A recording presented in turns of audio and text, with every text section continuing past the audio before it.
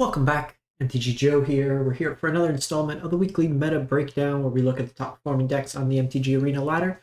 Today we're going to be focusing on standard best of 3, and we're going to be focusing on the top 7 highest win rate decks of the week from Diamond to Mythic.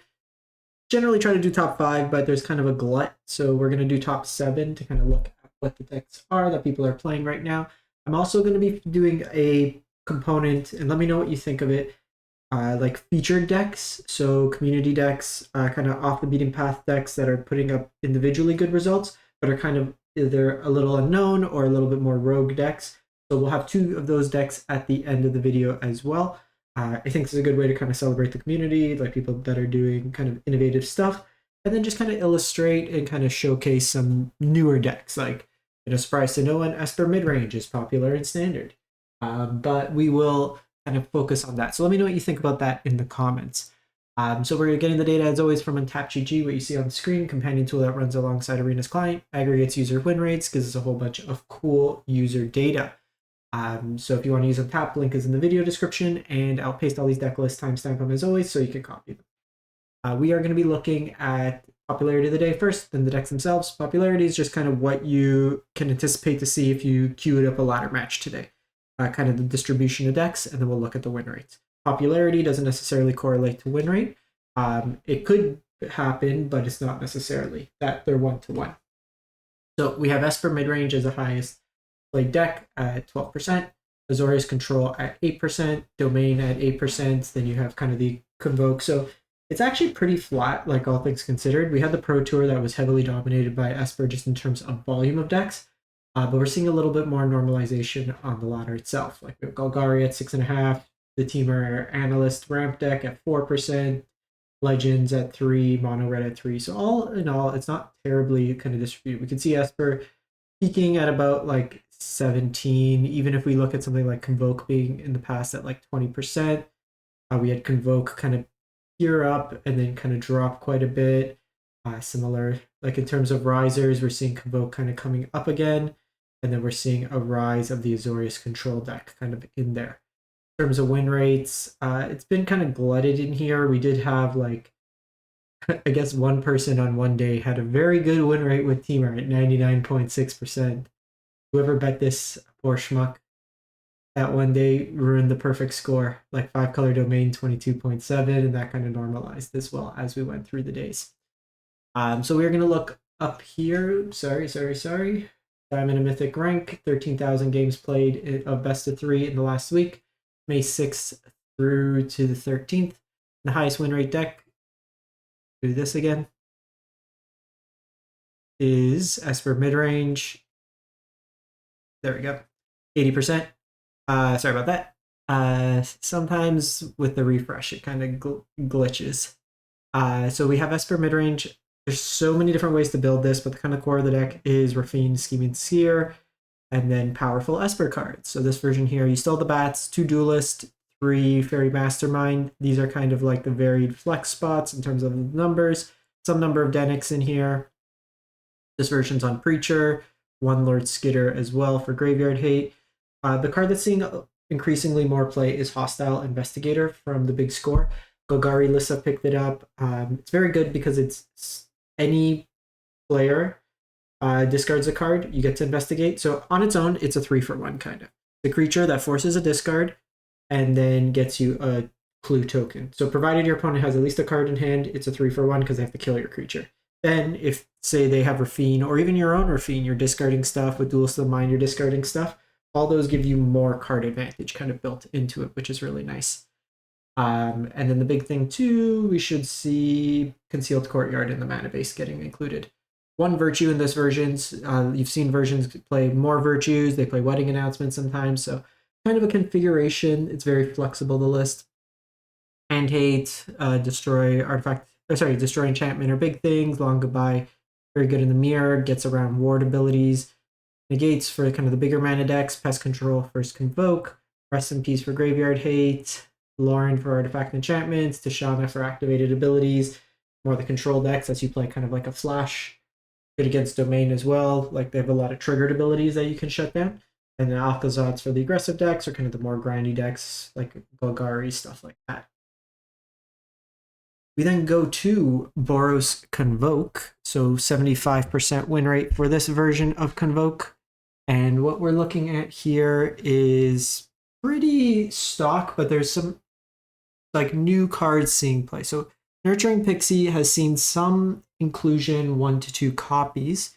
What's really nice with this is it kind of resets your dorks. It could reset your case for another removal effect. You could reset Imidane's Recruiter. And then just being a 1-mana 2/2 flyer is pretty good stats on its own. Seeing Get Lost on the main board as well with the deck.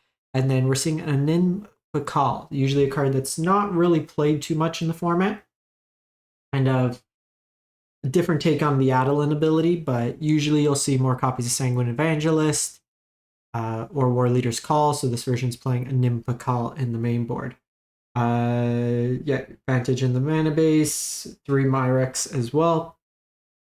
Sideboard is Mirror Tech, Blue-White Tech, Requisition Raid, kind of the Lauren effect, but also can just be an Anthem, destroy an artifact, destroy an enchantment, and then put a counter on everything.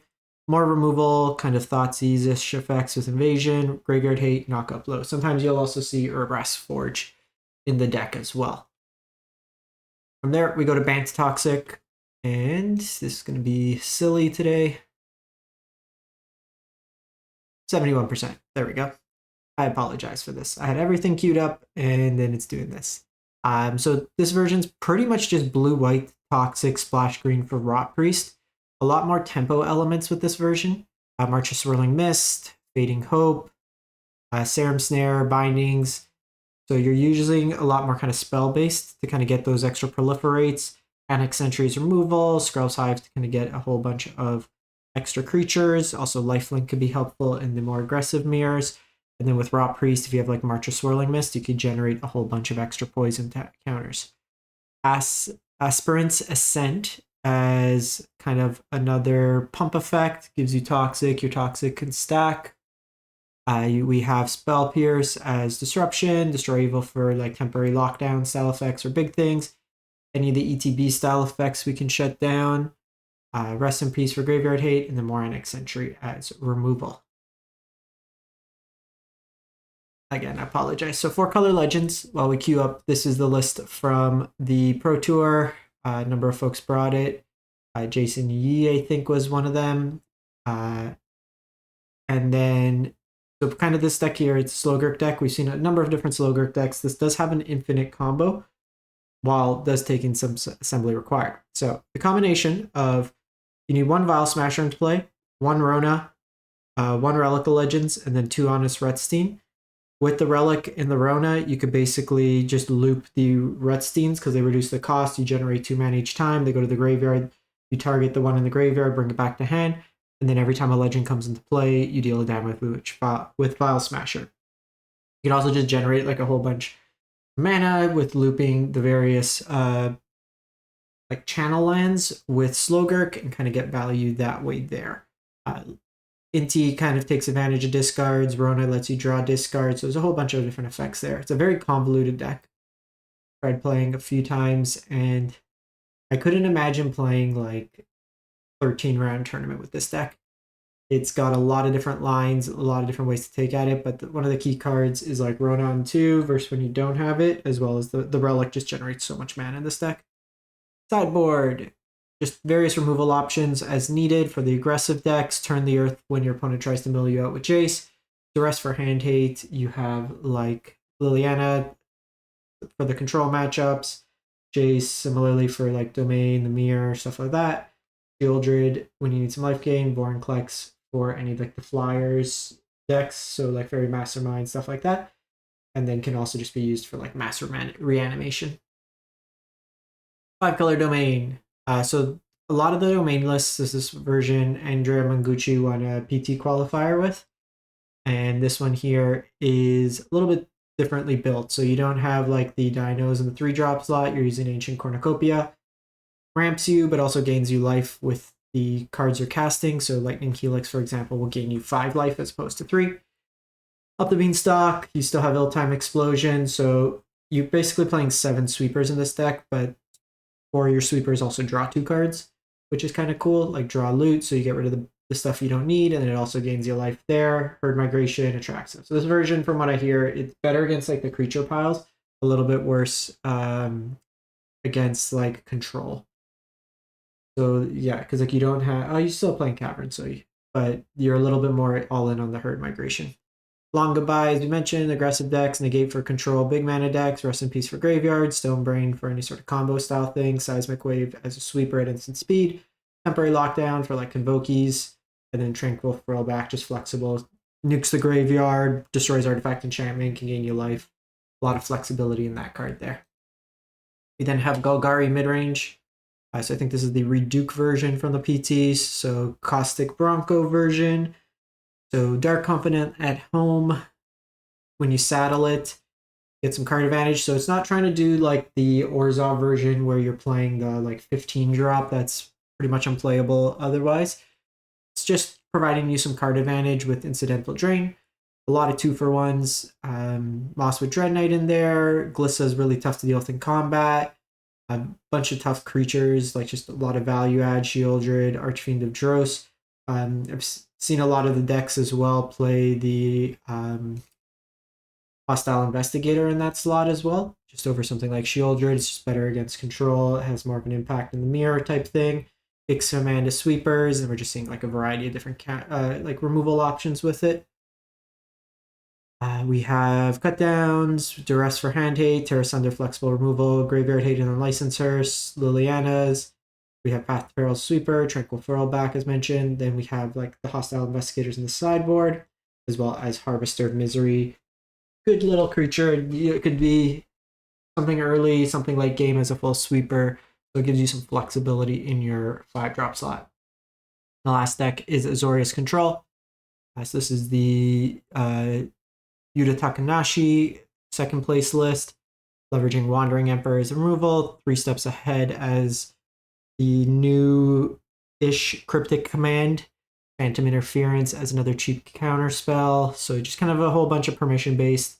You're winning through Wandering Emperor, you're winning through Restless Anchorage in terms, and then the one of Myrex.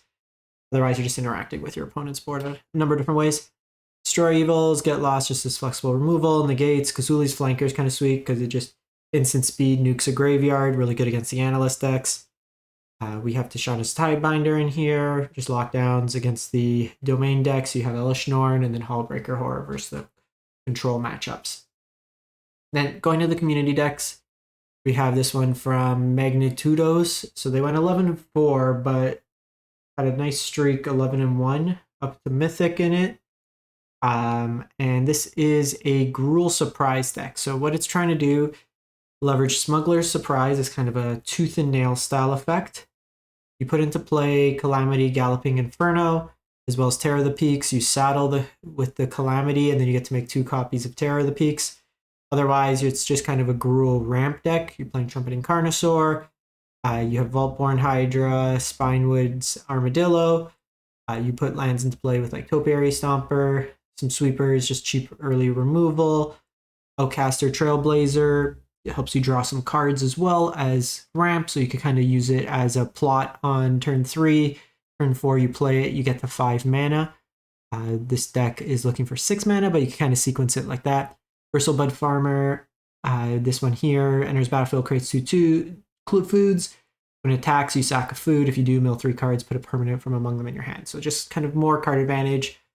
Honestly, 4 mana, 5/5 trample is not bad stats on its own, which is kind of crazy. Like this card's seeing like no play. And if you told me like a couple of years ago, a 4 mana, 5/5 trample with card advantage tacked onto it doesn't see play, it's kind of wild.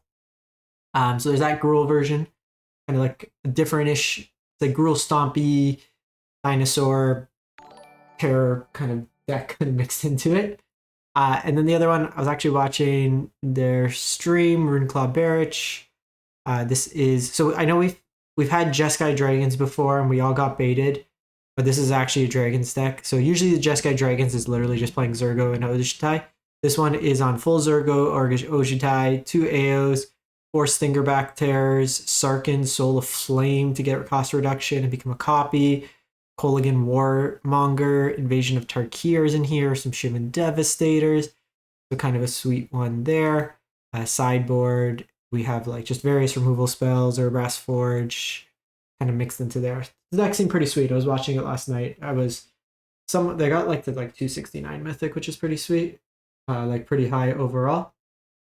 I was catching some of the. I was also like half asleep, but it was like 3 a.m. in the morning, but it was a cool deck. Just seeing like the Stinger in play, Zergo was pretty cool as well, just kind of coming into play, bouncing it back. You have Cavern of Souls, which plays really nice with the control matchups because they can't really deal with it that turn. They don't really have edict effects, and then you just keep recycling it back to your hand. That's it for the week. Let me know what you think, what you've been playing, what you've been enjoying. If you have any cool decks you want to be featured, drop a link in the comments. And just if you have stats, I just like to accompany that just to kind of support it. Thanks for watching. Hope you have a great one. Stay safe out there.